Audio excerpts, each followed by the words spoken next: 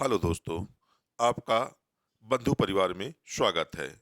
आज हम दोस्तों 23 मार्च 2023 से संबंधित अति महत्वपूर्ण टॉप 5 क्वेश्चन को देखेंगे। साथ में स्टैटिक जीके पर भी हम लोग बात करेंगे।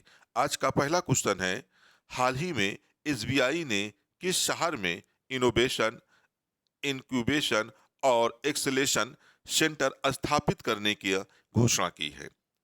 आपके सामने विकल्प हैं मुंबई, हैदराबाद, बेंगलोर या सूरत।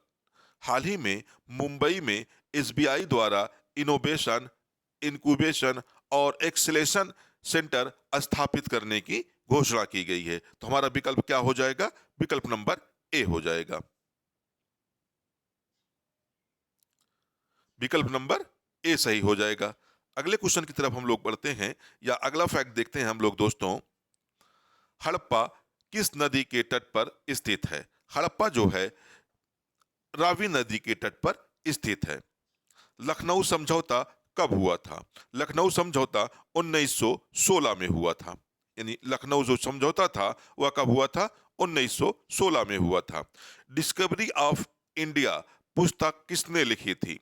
पंडित जवाहर नेहरू द्वारा डिस्कवरी ऑफ इंडिया नामक पुस्तक लिखी गई थी।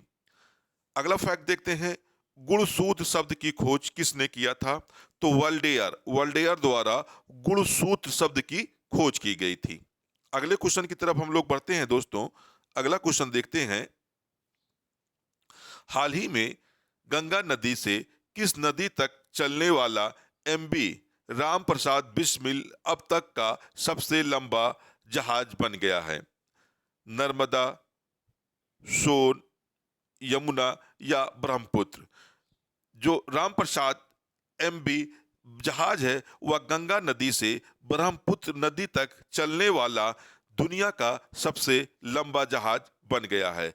यह कुल यात्रा 3100 किलोमीटर 3100 किलोमीटर तय करी जाएगी, और यह नदी में चलने वाला अब तक का दुनिया का सबसे लंबा जहाज बन गया है। अगला फैक्ट देखते हैं हम लोग दोस्तों। अगले फैक्ट की बात करते हैं, किस स्थल से नर्तकी की कांस्य प्रतिमा प्राप्त हुई है?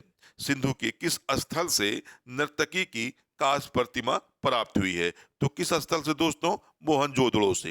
यानी मोहनजोदड़ो से सिंधु की नर्तकी की एक कांस्य प्रतिमा प्राप्त हुई है। अगला फैक्ट है दोस्तों, बुद्ध ने अपना सर्वाधिक समय कहाँ व्यतीत किया था? यानी बुद्ध द्वारा सर्वाधिक जो समय व्यतीत किया गया था वह श्रावस्ती में, यानी उत्तर प्रदेश के जो श्रावस्ती जिला है वर्तमान में, इसी में बुद्ध द्वारा सर्वाधिक वर्षा काल बिताया गया था। किस युग को चाकोलिथिक युग कहा जाता है? तो ताम्रपाषाण युग को चाकोलिथिक युग के नाम से भी जाना जाता है दोस्तों। अगला फैक्ट देखते हैं हम लोग।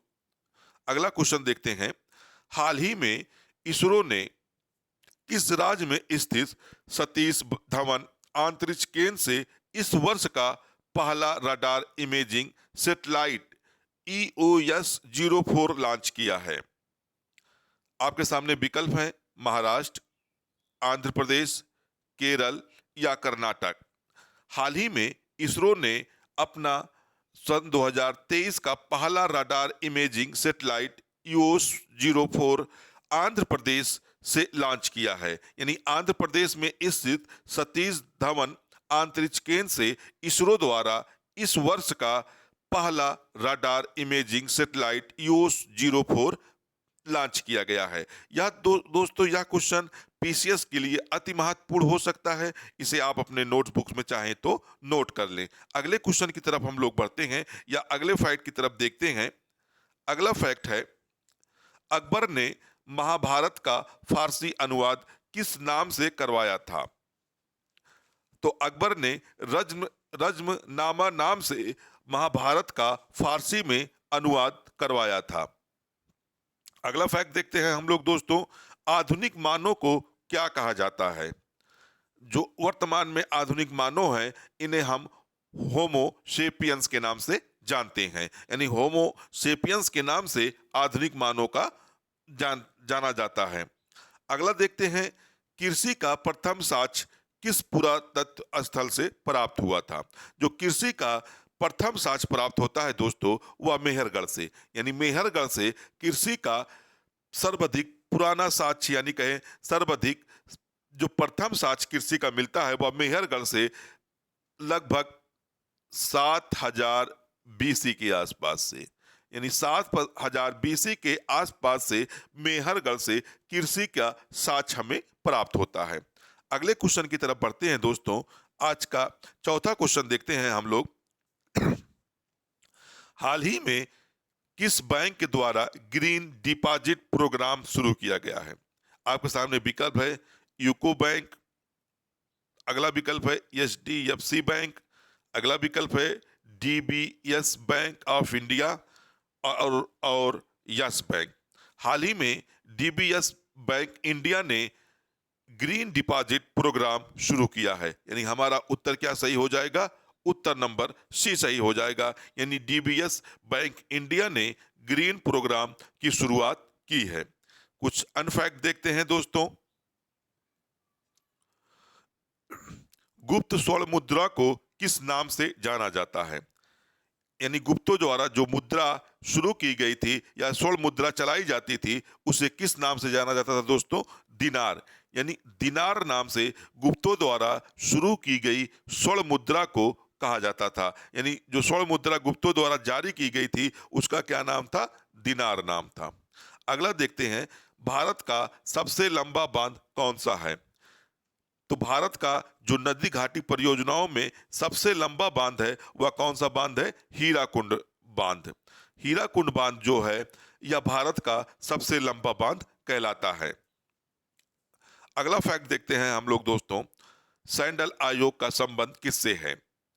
सैंडल आयोग का गठन अगर की बात कर लें, सैंडल आयोग का गठन 1917 ईस्वी में 1917 ईस्वी में सैंडल आयोग का गठन किया गया था, और जिसका संबंध शिक्षा थे साहब, यानी जो शिक्षा से इसका संबंध था, शिक्षा में सुधार के लिए एक आयोग गठित किया गया था 1917 में, जिसे हम सैंडल आयोग के नाम से जानते हैं।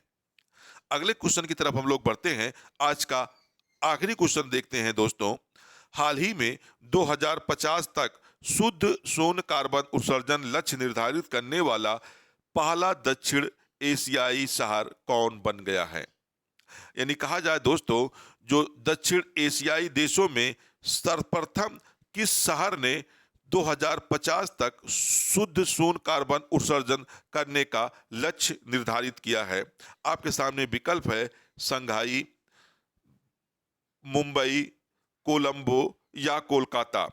तो दोस्तों आपका उत्तर हो जाएगा उत्तर नंबर बी, यानी मुंबई। मुंबई द्वारा 2050 तक शुद्ध शून्य कार्बन उत्सर्जन करने का लक्ष्य निर्धारित किया गया है, और मुंबई इसी के साथ दक्षिण एशियाई शहरों का यह पहला शहर बन गया है। यानी जो दक्षिण एशिया है, इसका पहला शहर बन गया है जो वर्ष 2050 तक शुद्ध शून्य कार्बन उत्सर्जन करने का लक्ष्य निर्धारित किया है।